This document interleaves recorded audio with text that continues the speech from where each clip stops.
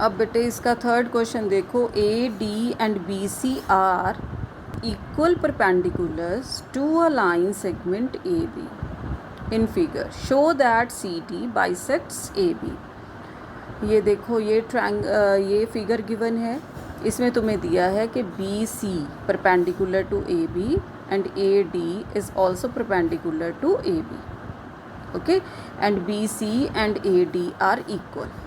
ठीक, ये दो चीज़ें तुम्हें दी हैं और प्रूफ क्या करना है, show that C D, this is C D bisects A B. इसका मतलब हमें शो करना है कि O A is equal to O B. ठीक, ये शो करने के लिए अगर हम इस ट्रायंगल और इस ट्रायंगल को कॉन्करेंट प्रूफ कर दें तो हो जाएगा सी पी सी टी से, है ना। तो वही करने की कोशिश करते हैं।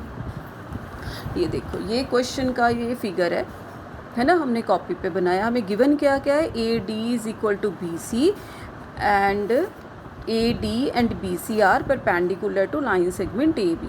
इसका मतलब ये वाला एंगल और ये वाला एंगल 90 डिग्री का, इस एंगल को हम क्या लिखेंगे, सी बी ए, और इसको क्या लिखेंगे, डी ए बी।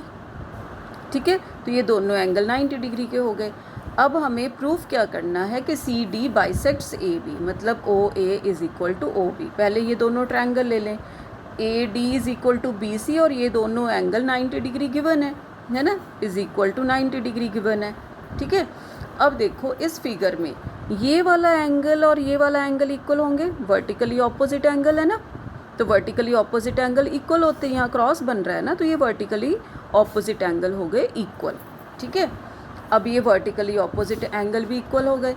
अब ये दोनों ट्रायंगल हमारे, तीन चीज़ें इक्वल आ गई, तो ये दोनों ट्रायंगल हमारे कॉन्ग्रेंट हो गए। अब क्राइटेरिया कैसे लेंगे, देखो बेटे, अगर तो इन दोनों एंगल्स ये इक्वल एंगल जो है, एक ट्रायंगल में हम देखते हैं ये दोनों इक्वल एंगल्स हैं, अगर इनके बीच की साइड इक्वल गिवन होती, मतलब ओ बी किसी साइड के इक्वल गिवन होती, तब हम क्राइटेरिया लेते एंगल साइड एंगल।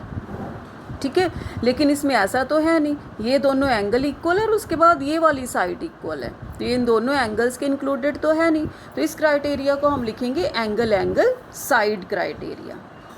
ठीक है, अब ये कॉन्ग्रेंट हो गए तो ओ ए और ओ बी इक्वल होंगे, कॉरस्पॉन्डिंग पार्ट हो गए ना, corresponding parts of congruent triangles.